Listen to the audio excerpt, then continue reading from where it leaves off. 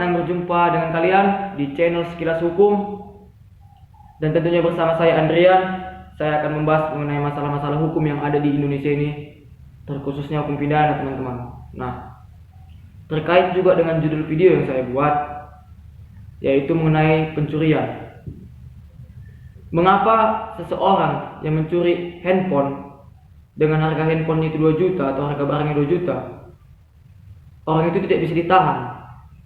Mengapa bisa sampai seperti itu? Nah, langsung saja saya jelaskan apa-apa saja dasar-dasar hukumnya juga, dan mengapa bisa sampai terjadi seperti itu.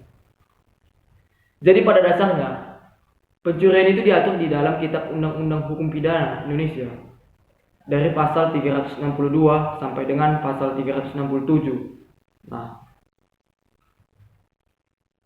kemudian ada keluar peraturan dari Mahkamah Agung, yaitu Peraturan Mahkamah Agung Republik Indonesia Nomor 02 Tahun 2012 tentang penyesuaian batasan tindak pidana ringan dan jumlah denda KUHP. Nah, jadi di sini penyesuaian batasan tindak pidana ringan. Kesimpulan dari peraturan Mahkamah Agung ini, ataupun dengan adanya peraturan Mahkamah Agung ini, menetapkan bila ada seseorang yang mencuri dan jumlah kerugiannya itu di bawah 2.500.000 itu tidak bisa dihukum.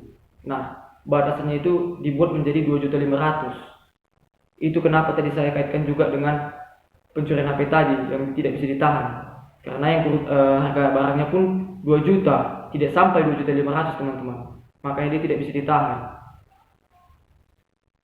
Dan juga akibat keluarnya peraturan Mahkamah Agung ini menetapkan kerugian yang di bawah 2.500.000 itu dikategorikanlah ke dalam tindak pidana ringan ataupun yang dikenal dengan tipiring. Masuklah dia ke pasal 364 Kitab Undang-Undang Hukum Pidana kita. Nah, adapun isi dari pasal 364 itu sendiri, yaitu jika harga barang yang dicuri tidak lebih dari Rp25, diancam karena pencurian ringan dengan pidana penjara paling lama 3 bulan atau pidana denda paling banyak Rp250. Nah, begitu bunyinya. Tadi dikatakan jika harga barang yang dicuri tidak lebih dari Rp25. Nah, itu Rp25 ketika tahun 1960. Dan sekarang telah dikonversi ataupun diubah oleh Mahkamah Agung menjadi 2.500.000. Di pasal 364 inilah yang diubah oleh Mahkamah Agung itu, teman-teman. Dari tadinya yang batasannya Rp25 menjadi 2.500.000. Nah, dan tadi pun dikatakan di situ ancamannya hanya sekitar 3 bulan. Nah, dengan adanya peraturan Mahkamah Agung ini, teman-teman, ada juga konsekuensi hukumnya, yaitu begini. Setiap orang yang melakukan pencurian itu memang harus dilakukan pemeriksaan oleh polisi. Nah, itu bisa, yang dikatakan di sini tidak bisa ditahan itu di dalam internal pengadilan.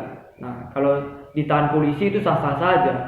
Ketika kita melaporkan ke polisi, polisi memproses dulu, menahankan, baru limpahkan ke pengadilan. Yang dikatakan di sini tidak dapat ditahan itu ketika di internal pengadilan. Makanya seperti rasanya sia-sia saja melaporkannya ke polisi kalau menurut saya. Nah, seperti itu.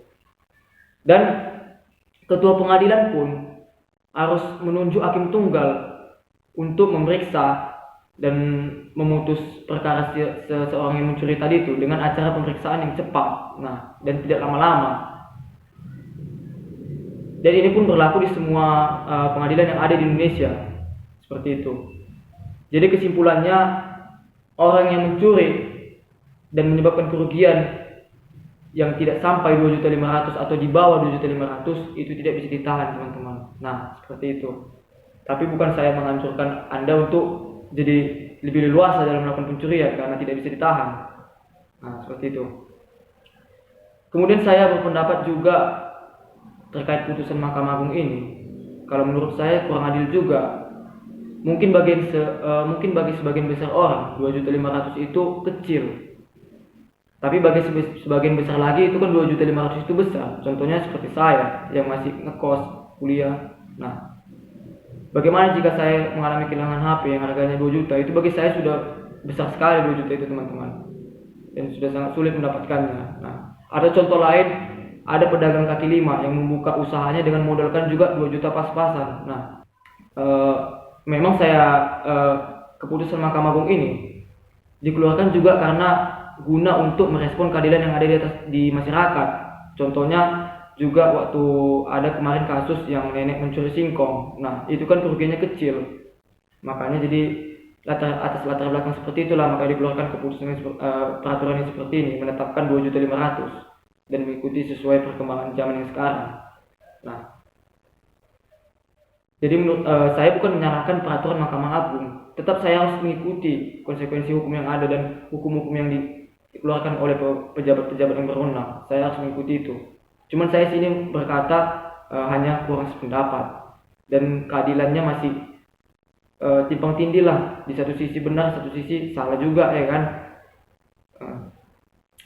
Jadi inilah yang bisa saya sampaikan terkait dengan kasus pencurian handphone tadi, teman-teman.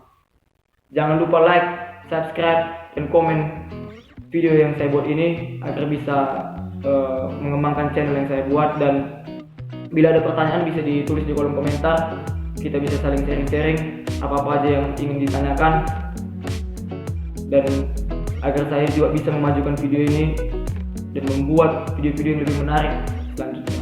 Nah, salam keadilan dan kepastian hukum. Sampai jumpa. Horas.